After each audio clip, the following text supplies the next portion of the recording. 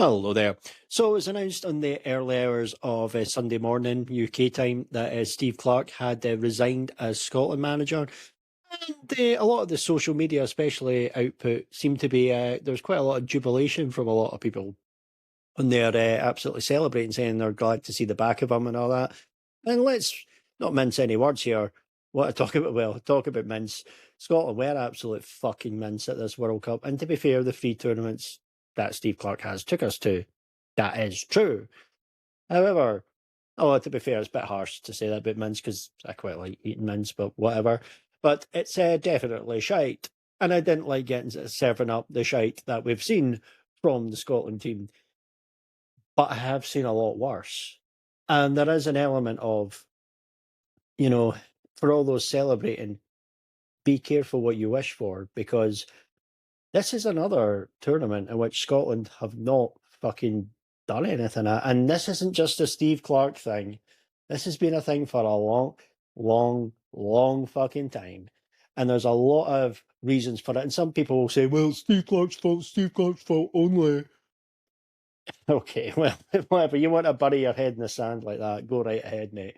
Go right ahead for all those people that do that. But, let's be honest here. Like, if you assess Steve Clarke's time here, you could say statistically he is the most successful manager, taking us to 3 tournaments. No one else has done that, which is true.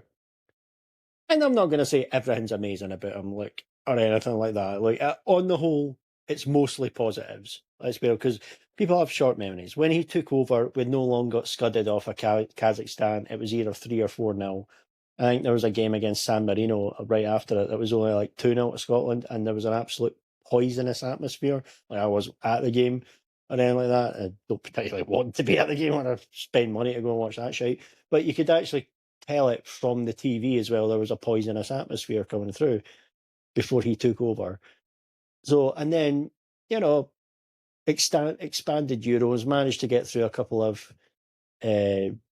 playoffs against Israel and then Serbia as well, both on penalty shootouts. So, first qualification since 1998 World Cup for any tournament, World Cup or Euros. But, it puts his footnote in history. Whether it wasn't convincing, to be fair. When he first came in, it wasn't great, but job done. I mean, I think it was McLeish who got the playoffs anyway through Nations League stuff as well. Like I said, it is easier to qualify, so there is that. And then, but there's been a lot of good with that there. Now, there's been clangers as well. Like, to be fair, losing the Ukraine's first game after the war started there was this game. I even had to be a bit sort of pushed back as well because of all that, the Putin invasion and everything like that. Losing to Ukraine 3-1 at Hampden in that World Cup, World Cup playoff was a disaster class. It was bad. That was a clanger. And whenever we get to the tournaments, 9 times out of 10, Italy is a clanger all these times. But looking back on that, even if you look at that, getting that World Cup playoff, that was not guaranteed by any means. We actually had to beat a good Austria team in Vienna 1-0 to essentially seal that as well. And that Austria team was pretty good. At the previous Euros, they actually took Italy to extra time in the last 16. People forget that as well. So they were actually a pretty solid team. So to go over there and beat them was a great result. So like I said, there's been a lot of highs and lows with that there. And, and then you manage to qualify for the next Euros after that as well. But here's the thing about this one. That was done exceptionally well. Like, they won like their first 5 games, including like the close to 2-0 win against Spain at Hampden, the McTominay double. Came from behind to beat Norway in Norway, who were, let's be honest, the real rivals for the second spot in there, and we managed to do it. And that was some result. And honest to God, that World Cup, Euro qualification campaign was like a fever dream. It's like, people forget, we qualified very, very comfortably. And that doesn't usually happen. Look at how uncomfortable it was to get to the previous Euros as well, with playoff penalty shootouts against Israel and Serbia. I know exactly fucking powerhouses or anything like that, but that was more the Scotland way in that sense. But to actually do it comfortably, it's like, what's going on here? Like, even beat Cyprus comfortably as well, both times. And you sort of think, well, yeah, you should do, but yeah, Look at the results we've had against Georgia in the past as well, won 5 games in a row at the beginning of it, and it was kind of like, what is going on here?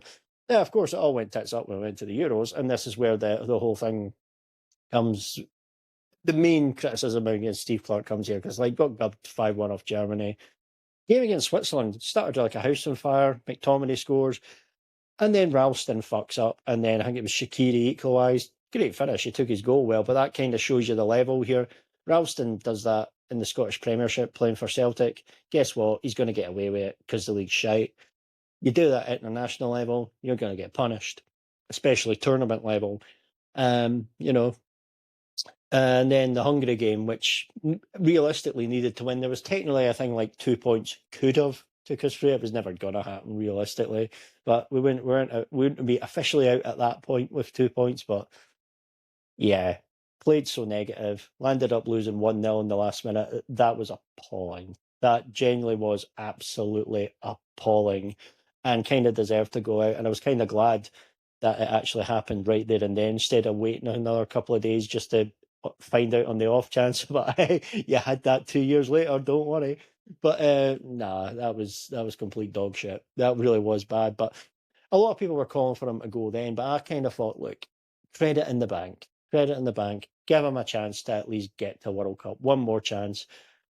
And they did it as well by hook or by crook, because if you look at the World Cup qualifying campaign, it wasn't great for most of it. For the vast majority, it really wasn't. I mean, there was a really boring as fuck game away to Denmark that we drew 0-0. But that was an important point in the end. The Greece game at Hampden, we were shite for an hour, and Greece deservedly took the lead and could have been way, way more up. And then the last half hour suddenly came alive and actually won 3-1, which was kind of what you can see is fits and starts in this team as well. Sometimes when the shackles come off, they actually can do it a little bit, which I think is part of the frustration a lot of the ways.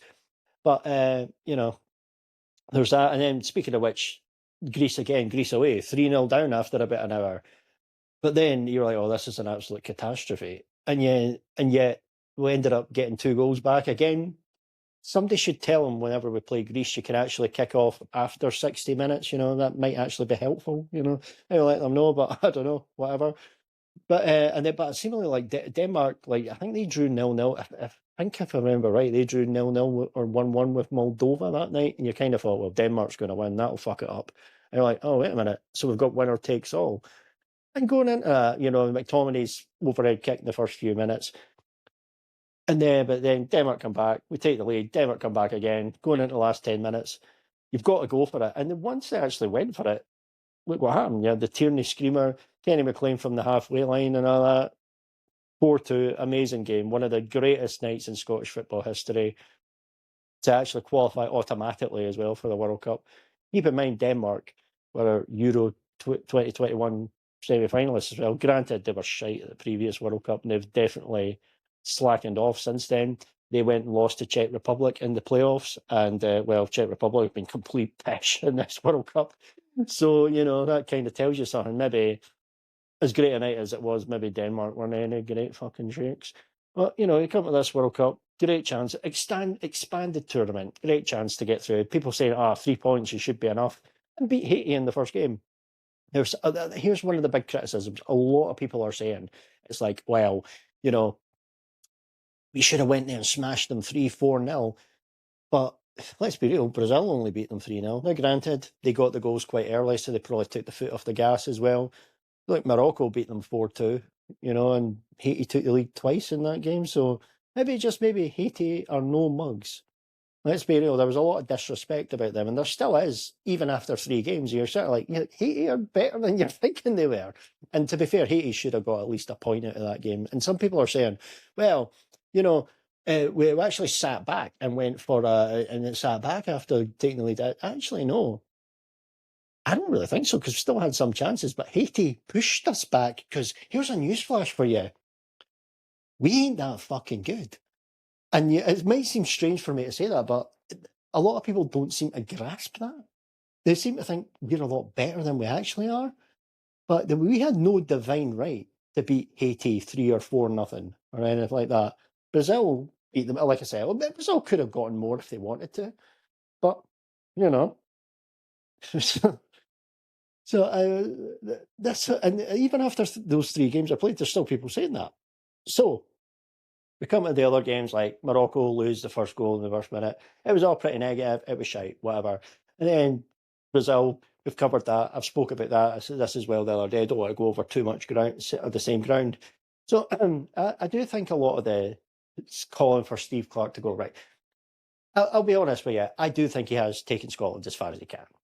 And I'm not even saying that in a dickhead kind of way. I'm just like, I think it's maybe like 3 tournaments, and they've all been shite, let's be real.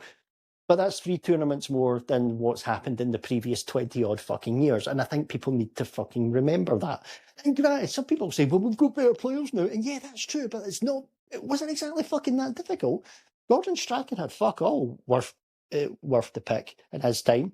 We've had some Craig Levein was a fucking disaster, you know. We've had like Benny Walsh, don't even fucking go there. Let's be honest. Let's not even go there. But yeah. So I think Steve Clarke did pretty well with what he could. Now, could have been more expansive. Yes, absolutely. Could it? It was often quite dour, and sometimes when he actually did take the handbrakes off, it was better. You know, it was a lot more. But like they said, the last 10 minutes scores against Denmark, certain times against Greece. But you know, uh, listening to some people, you would think he was the sole reason why we were shy in all these tournaments. Let's call a spade a spade. A lot of Scottish players cannot trap a ball. A lot of Scottish players cannot pass a ball properly. Hence, look at Scott McKenna the other night. Nice little assist he got for Vinicius Jr. I didn't think he really needs it, but there you go. That was very generous of him, I suppose. So, and there's people saying Clarke's the sole reason. And then the people say, well, look at the players we've got. We've got McTominay. Yeah, he's great. He's done brilliant for Scotland. Done phenomenal once he's went to Napoli. Here's the thing.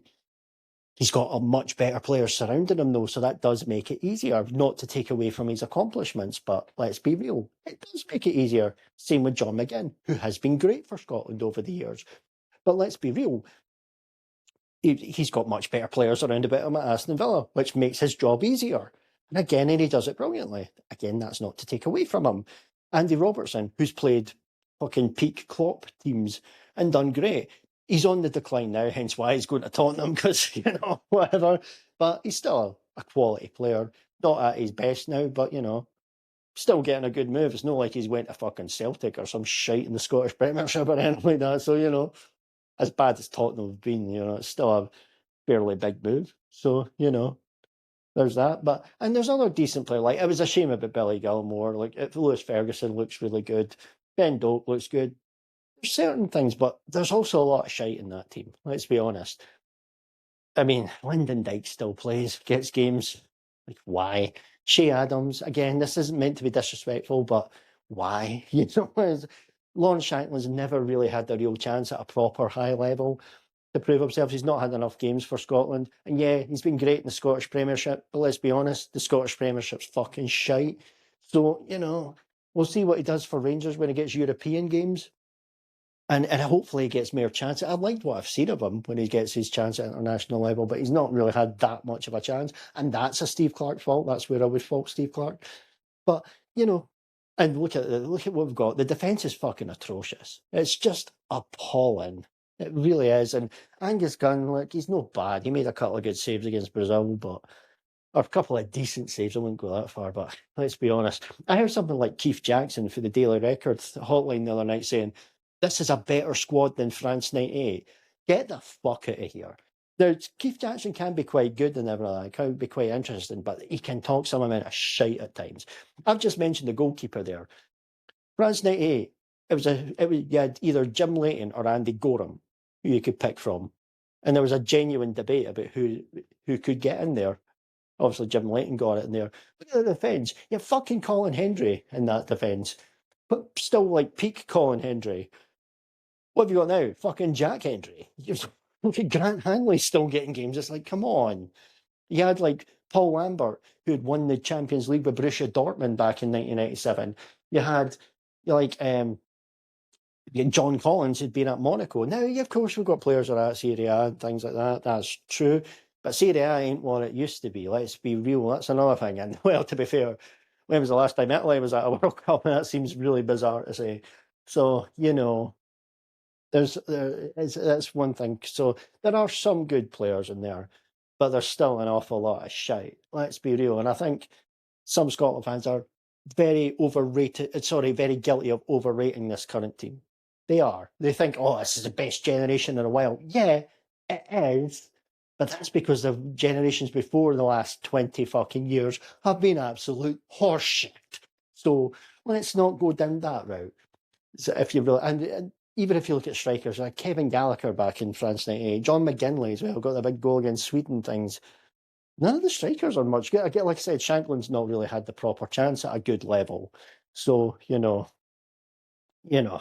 uh, what a fucking stupid thing from Keith Jack. How these people get get to the level they're at, I don't know. But you know, yeah, seeing things as well. People celebrating like I'm starting to get little elements of West Ham celebrating David Moyes getting eventually leaving after like a year after he always kept them up or would get them into Europe, get them at the top half, won them a European trophy. You can say, ooh, the Conference League. Yeah, well, what the fuck's West Ham won in fucking decades? Let's be real. So, absolute spoilt brat mentality there. And a couple of years after he goes, they get relegated. And lo and behold, his Everton team getting beat by Spurs is one of the things that actually helped on the last day send West Ham down. Don't you just love the poetic justice in that? But, and of course, David Moyes, this is related. David Moyes is, of course, one of the main favourites. Apparently, he's only got a year left on his Everton contract. Now, if you can get him, he would be phenomenal. He would be brilliant. Will the SFA pay him out the contract, though? Or can they afford to? I don't think so. I think Moyes eventually, like I said the other day, Moyes will probably be a Scotland manager one day. But the other big favourite is Ange Postecoglou. And again, I get it, because the guy obviously knows Scottish football. He's talked it up as well. Well, on ITV, he is the absolute antithesis of Steve Clarke in terms of entertainment. And yet, I think likes of McGinn, McTominay and everything like that, Ben Doak, everything like that, they would love that. Shankly would love it. But the defence, I know that we've got a Partange ball is what people are calling it now, which is a fun little nickname. But you see what Scott McKenna done when he tried to pass the ball? Do you really want with those defenders? I mean, yeah, you'll get more open games, but you might get more hidings as well. So I guess that's the risk you take. And of course, once we get put out in the first round of a competition, he'll just be like, "It is who we are, mate." So it's all there. It's all good. So, I get it. But again, he's been used to big payouts from like Spurs and Nottingham Forest. Would he want to really take a lower paying job like that? Now, granted, he's about 63 now, so maybe he's at the stage where, what, mate, I've made my money. I'm just going to go on TV for a bit and then manage the shitty Scotland national squad. Yeah. Bit rich to say me shitty because of my shitty impressions, but still, there's all of that. But the way the SFA work, you would not be surprised if Stephen Naismith got the job. Clarke's assistant. Just don't be surprised if they do something like that. And that's why I say be careful what you wish for, because, Steve Clarke's done a mostly really good job. And I think a lot of the slagging he's been getting has been out of line. Some of it, constructive criticism, is absolutely fine. But I think some Scotland fans, and I don't give a shit if anyone doesn't like what I'm going to say, have acted like entitled, spoiled brats. And you've got no reason to. Because, let's be honest, he's done exactly what every other Scotland team has done at every single major fucking tournament. And that's failed miserably. And you know what?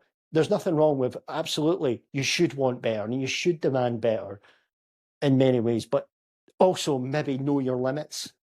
And, again, that's going to piss some people off. I don't care. Look at the state of football in this country. Look at the state of the Scottish coefficients when the Scottish clubs go into Europe. They're fucking shite. So, reality check here. So, you know what? I actually do think it was time for him to move on. But I do think a lot of the stuff and the slagging for him has been out of order. And you know what?